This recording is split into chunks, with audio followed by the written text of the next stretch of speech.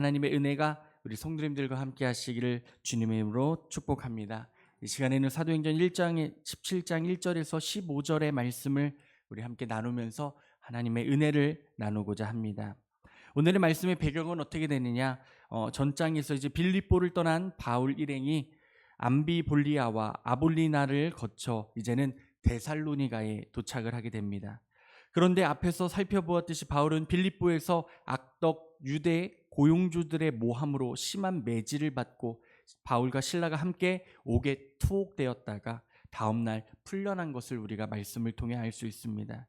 빌립보 상관은 바울과 실라를 풀어주면서 바로 이 둘이 빌립보를 떠날 것을 요청하였습니다. 그래서 옥에서 풀려난 바울은 매질로 인한 상한 몸을 제대로 추스르기도 전에 루디아의 집에 가서 고별 인사를 하고 누가를 남겨두고 곧 바로 데살로니가로 향하게 되었습니다. 이처럼 바울이 빌립보를 떠날 때 그는 심한 매질로 인하여 거의 만신창이가 된 상태였습니다. 그런데 오늘 본문에는 데살로니가로 가는 도중에 바울은 치료를 받았거나 잠시 휴식을 취했다는 말씀은 기록되어 있지 않습니다. 본문은 바울이 성취하는 몸을 이끌고도 빌립보에서 160km 거리에 있는 데살로니가까지 쉬지 않고 한 걸음에 간 것 같은 말씀의 모습을 보여주고 있습니다. 그런데 바울과 실라와 디모데 일행이 들렀던 아볼로니아에서는 바울 강단이라 불리는 작은 바위가 있고 그 바위는 오늘 본문인 17장 1절의 말씀이 새겨져 있다고 합니다. 바울이 그 바위 위에서 복음을 전했다고 해서 생긴 유적지입니다. 다시 말하면 바울은 데살로니가로 가면서 잠시 들렸던 마을에서도 하나님의 그 복음을 전하는 것에 쉬지 않았고 그 성취하는 몸을 가지고서도 하나님의 말씀, 그 복음을, 그 말씀을 전하는 데에 전념했다는 것을 우리가 알 수 있습니다. 암비볼리아와 아볼로니가를 거쳐 당시 로마 제국의 속주였던 마게도니아 지방의 행정 수도인 이 데살로니가에 도착한 바울과 실라 그리고 디모데 일행의 행보는 오늘 말씀을 보면 이렇게 기록되어져 있습니다. 우리 1절과 2절을 다시 한 번 더 읽어보겠습니다. 17장 1절 2절입니다. 그들이 암비볼라와 아볼로니아로 다녀가 데살로니가에 이르니 거기 유대인의 회당이 있는지라 바울이 자기 관례대로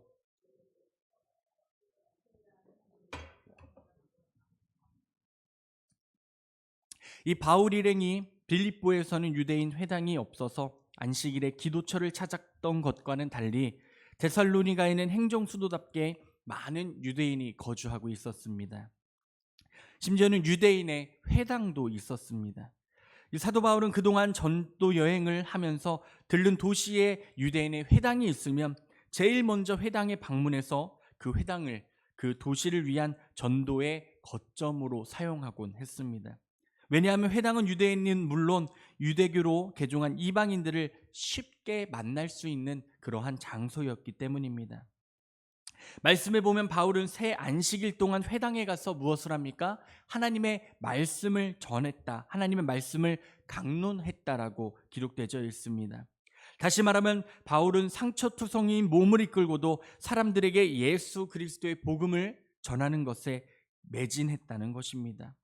그러면서 회당에서 이방인들이 예수 그리스도의 복음을 받아들이는 놀라운 역사가 일어났는데 그 반면에 이 회당의 유대인들은 복음을 전하는 이 바울을 시기하며 질투하고 미워하기 시작했습니다.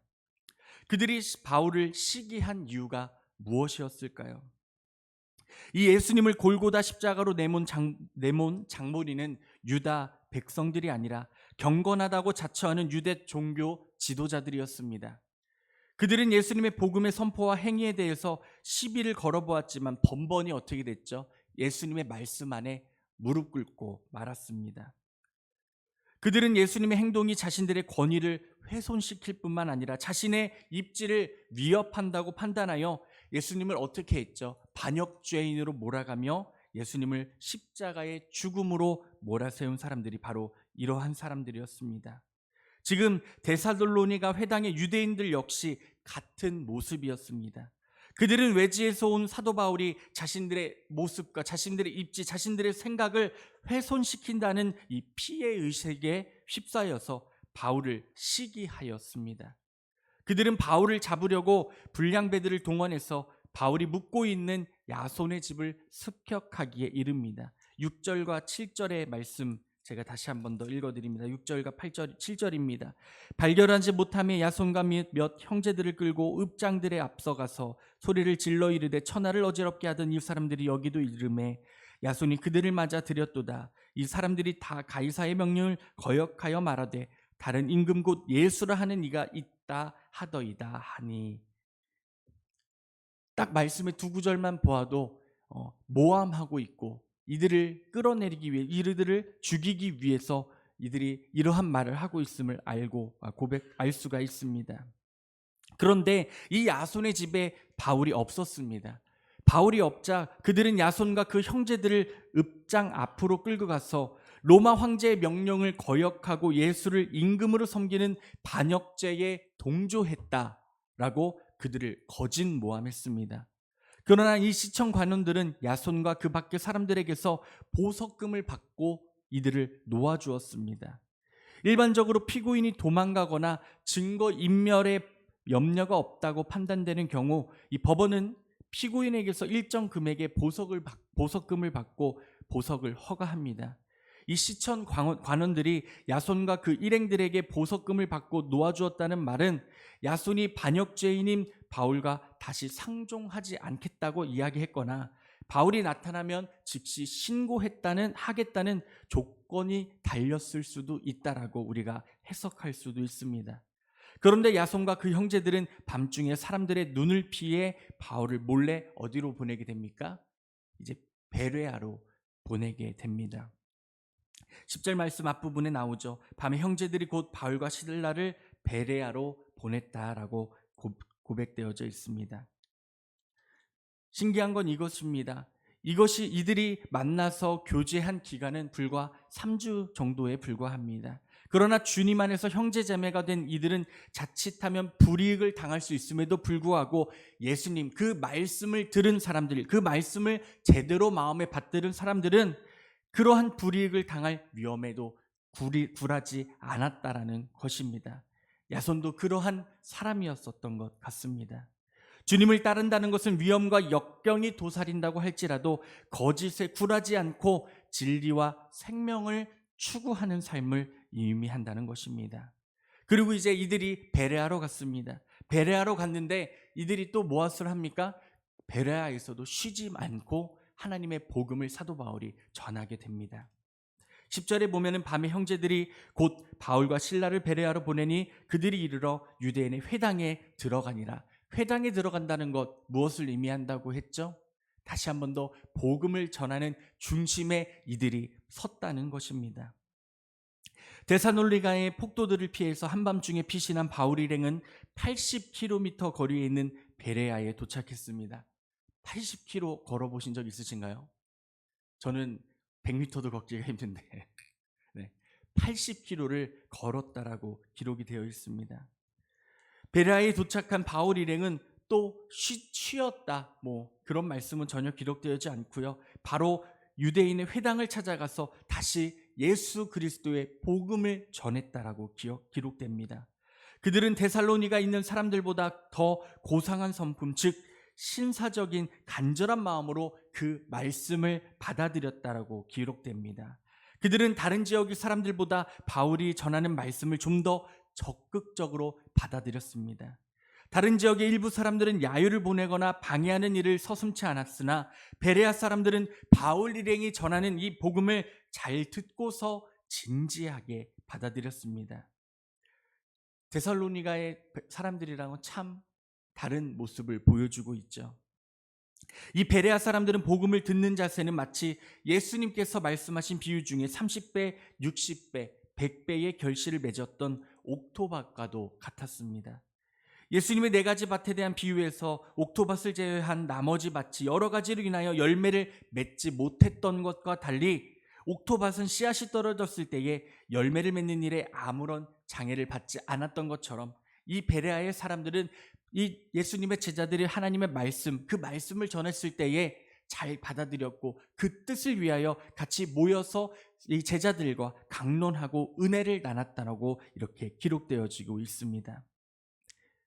이것은 오늘날 우리에게도 매우 중요한 것입니다. 데살로니가 백성들과 그리고 베레아의 백성들, 무엇이 다릅니까? 우리들은 하나님의 말씀이 선포되어질 때에 우리에게 주시는 말씀이라는 은혜의 사모함이 있어야 됨을 믿으시기를 바랍니다. 특별히 나에게 주는 다른 말씀이 있을까요?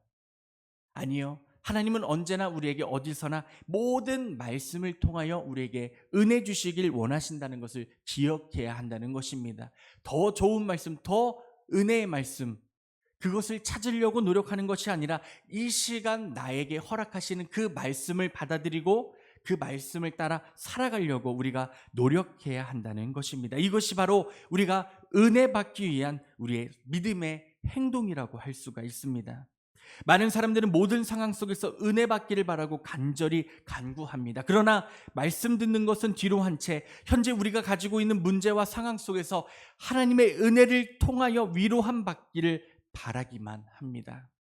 그러다 보니 반드시 듣고 깨달아야 하는 그 말씀을 우리가 제대로 깨닫지 못할 때가 많이 있다는 것입니다. 그래서 수많은 이단들이 생겨나지 않습니까? 거짓된 말, 그리고 우리의 입맛에 맞는 말씀들을 만들어서 우리의 마음을 위로해 주긴 하지만 그 외에 하나님의 은혜가 전혀 없는 말씀들로 인하여 우리를 거짓된 말과 입바른 말로 혹하게 만들게 된다는 것입니다. 이러한 불상사의 발생의 원인이 있다면 바로 우리 그리스도인들의 신앙이 하나님의 말씀인 이 성경에 근거하지 않고 살아갈 때가 많이 있기 때문입니다. 우리 사랑하는 성도님들, 그렇기에 하나님이 주시는 이 말씀을 그대로 그 말씀으로 받아들이는 은혜가 우리 가운데 있기를 주님의 이름으로 축복합니다. 데살로니가 백성들은 그러지 못했습니다. 네. 하나님이 주시는 그 말씀을 하나님의 말씀으로 제대로 받아들이지 못하고 그 말씀이 위대한 것은 알았지만 그들의 마음 가운데 강팍하고 질투하고 이 말씀 때문에 내가 제대로 살지 못하겠구나, 그러한 두려움과 무서움이 앞섰기 때문에 하나님의 말씀을 핍박하고 멸시천대하는 모습을 보여줬습니다. 하지만 베레아의 백성들은 달랐습니다. 하나님이 주시는 그 말씀을 그대로 받아들였기 때문에 30배, 100배의 결실이 맺어질 수 있었다는 것입니다. 이러한 참된 열정과 확실한 분별력을 가진 사람들이 바로 오늘 본문에 나오는 베레아에 살고 있는 기독교인들이었습니다. 그렇기에 오늘 본문을 쉬운 성경에서 11절 말씀을 제가 읽어드리겠습니다. 베레아 사람들은 데살로니가 사람들보다 더 고상한 성품을 가진 사람들이었습니다.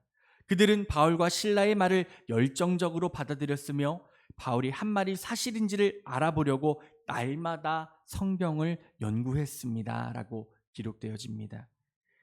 바울이 한 말씀이 사실인지 알려고 뭐 했다고요? 날마다 하나님의 말씀을 연구했다고 기록되어져 있습니다. 이들은 아무런 편견과 선입관을 갖지 않고 하나님의 복음을 들었으며 하나님의 말씀인 성경을 날마다 묵상하고 진실한 뜻이 무엇인지를 항상 깊이 공부하면서 복음을 확인하고 또 확인하며 확신하며 살아갔다는 것입니다. 이처럼 무엇보다도 하나님의 말씀을 날마다 온 마음을 다하여 듣는 참된 신앙, 그 믿음을 가지고 나아간다면 우리는 반드시 이 주시는 하나님의 말씀을 통해 은혜를 받아 어떠한 어려움이나 유혹에서도 흔들리지 않는 신앙인이 될 줄로 믿습니다. 그러므로 오늘 이 새벽에 나오신 우리 성도님들, 언제나 어디서나 주시는 말씀, 장경록 목사님 말씀만이 즐겁고 재미있는 말씀입니까? 네, 재밌긴 해요. 엄청 유명한 목사님만이 좋은 말씀이며 우리 마음을 울리는 말씀입니까? 아닙니다. 비록 누군가가 전하는 졸리고 졸린 말씀일지라도 그 말씀이 하나님이 허락하신 말씀이라면 한마디 한마디가 은혜가 될 수 있다는 것입니다. 모든 말씀의 상황 가운데서 그 말씀을 나에게 주신 말씀이라고 고백하시면서 승리하시는 은혜가 우리 가운데 있기를 주님의 이름으로 축복합니다. 그러므로 이 새벽에 나오신 우리 모든 성도님들께서도 하나님의 말씀을 온 마음을 다하여 들으심으로 진정 참된 믿는 신앙을 회복하시기를 바랍니다. 그러면 그 말씀이 회복되어질 때에 그 말씀대로 우리가 살아갈 때에 어떻게 될까요? 간단합니다. 우리가 그 말씀대로 살아갈 때에 어떠한 어려움과 시험과 유혹에서도 흔들리지 않게 된다는 것을 기억하시길 바랍니다. 왜 사도 바울이 그 아픈 몸으로, 지친 몸으로, 그 힘든 몸으로 그 복음을 전할 수 있었을까요? 그 아픔 가운데서도 하나님이 언제나 함께 해 주셨기 때문입니다. 하물며 하나님의 백성인, 하나님의 자녀인 우리들에게도 하나님이 언제나 함께 하시겠다고 약속하셨는데 그 힘이 있지 않겠습니까? 그 주시는 놀라운 하나님의 힘을 가지고 언제나 어떠한 유혹에도 흔들리지 않고 주님의 은혜가 충만한 귀한 백성들이 다 되시기를 우리 구주 예수 그리스도의 이름으로 축원합니다. 기도하겠습니다.